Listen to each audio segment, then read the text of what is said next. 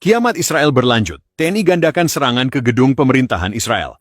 מה שקרה היום לא נראה בישראל, ואני אדאג שזה לא יקרה יותר. הממשלה כולה מתייצבת מאחורי ההחלטה הזאת. נכה בהם עד חורמה, וננקום בעוצמה על היום השחור הזה שהם עוללו למדינת ישראל ולאזרחיה.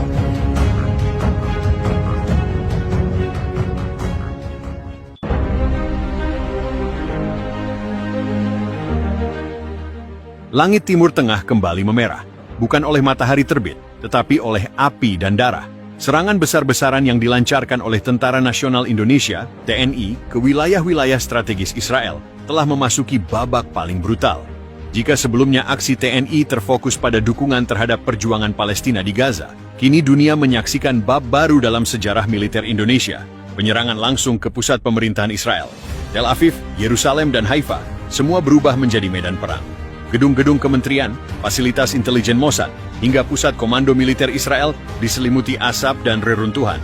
Pasukan elit TNI, dari Kopassus hingga marinir amfibi, menggandakan intensitas serangan mereka, mengguncang jantung kekuasaan Zionis dari darat, laut, dan udara. Semua bermula dari tragedi berdarah di Rafah, Gaza Selatan. Puluhan prajurit TNI yang tergabung dalam misi bantuan kemanusiaan dibantai oleh rudal kendali Asher Essen Israel dalam sebuah serangan mendadak yang tidak pernah mendapat pengakuan. Dunia diam, PBB bungkam, tapi Indonesia tidak. Presiden menggelar rapat darurat dan memerintahkan operasi balasan berskala penuh. Operasi itu diberi nama Sandi, Garuda Petir II. Namun kali ini, misi bukan sekadar membalas dendam, tapi menjatuhkan seluruh struktur kekuasaan Israel.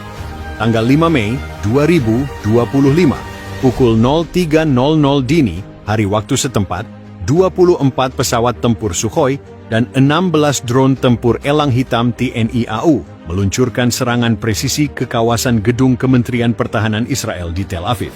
Rudal-rudal berpemandu laser menghantam menara-menara beton itu, menewaskan puluhan pejabat tinggi dan meruntuhkan pusat komunikasi tempur. Tidak berhenti di situ, Satuan Kopaska, Komando Pasukan Kata, yang menyusup dari pesisir Laut Tengah, merangsek ke wilayah pantai Herzliya dan menyerang stasiun radar Israel. Di darat, pasukan elit Kopassus yang menyamar sebagai relawan internasional meledakkan pusat koordinasi Mossad di Yerusalem Barat menggunakan bom magnetik. 3 hari setelah serangan awal, giliran Knesset, parlemen Israel, menjadi sasaran. Dalam sebuah operasi gabungan yang dikendalikan dari kapal induk KRI Nusantara, TNI meluncurkan rudal jelajah jarak jauh hasil kerja sama dengan Iran dan Korea Utara, menghantam aula utama Knesset saat berlangsung rapat rahasia kabinet perang. Ledakan itu menewaskan 17 anggota parlemen dan 3 jenderal. Gedung itu kini tinggal puing berasap. Seruan darurat sipil diumumkan. Namun gelombang serangan TNI tak berhenti. Satuan Yonif Raider 321 Perkosrat menyerang pemukiman kibuts elit di perbatasan Yordania, wilayah yang selama ini dijadikan tempat persembunyian para pejabat Israel. Hanya dalam waktu 6 jam, kompleks itu rata dengan tanah. Tanggal 6 Mei 2025, kota suci Yerusalem memasuki hari keempat tanpa listrik dan pasokan air. Pasukan TNI yang berkoordinasi dengan pejuang Hamas dan Hizbullah kini telah mengepung separuh wilayah kota tua. Bentrokan jalanan terjadi antara pasukan Indonesia dan militer IDF di sekitar Bukit Zaitun dan dekat gerbang Damaskus. Pesawat nirawak TNI menyebarkan selebaran. Kekuasaan kalian sudah usai. Yerusalem bukan ibu kota penjajah. Ini tanah yang akan dibebaskan. Serangan-serangan ini bukan sekadar pembalasan. Ini adalah pergeseran poros kekuatan global. TNI telah membuktikan bahwa kekuatan militer dari Asia Tenggara mampu menjangkau, menghantam dan mengguncang struktur kekuasaan paling dilindungi di dunia. Israel tidak pernah membayangkan bahwa satu negara seperti Indonesia bisa membawa kiamat langsung ke jantung negaranya. Tapi kini, kiamat itu bukan sekadar nubuatan. Ia hadir dalam bentuk roket, bom, dan prajurit-prajurit yang tidak pernah gentar. Awan kelabu menggantung di atas langit Timur Tengah, sementara tanah Palestina masih bergetar oleh dentuman balas dendam. Di tengah bara api yang belum padam sejak awal konflik, Indonesia, melalui Tentara Nasional Indonesia, TNI, menggandakan intensitas serangan terhadap jantung kekuasaan Zionis, gedung-gedung pemerintahan Israel di Yerusalem dan Tel Aviv. Ini bukan lagi operasi terbatas. Ini adalah babak baru yang lebih gelap dan lebih dalam. Kiamat Israel berlanjut. Ada pukul 03.40 dini hari waktu Yerusalem, serangkaian ledakan presisi menghantam 3 pusat vital pemerintahan Israel, Kementerian Pertahanan, Kantor Perdana Menteri, dan kompleks Mossad di utara Tel Aviv. Drone tempur buatan PT Dirgantara Indonesia yang dimodifikasi dengan teknologi Rusia dan Iran menerobos sistem pertahanan Iron Dome yang sudah kelelahan. Mayor Jenderal TNI dalam konferensi pers global menyatakan, serangan ini adalah bentuk pembalasan terhadap pembantaian prajurit kami di Gaza. Kami tidak mencari perang, tapi jika Israel menjatuhkan bom ke tanah kami akan jatuhkan kehancuran ke jantung mereka.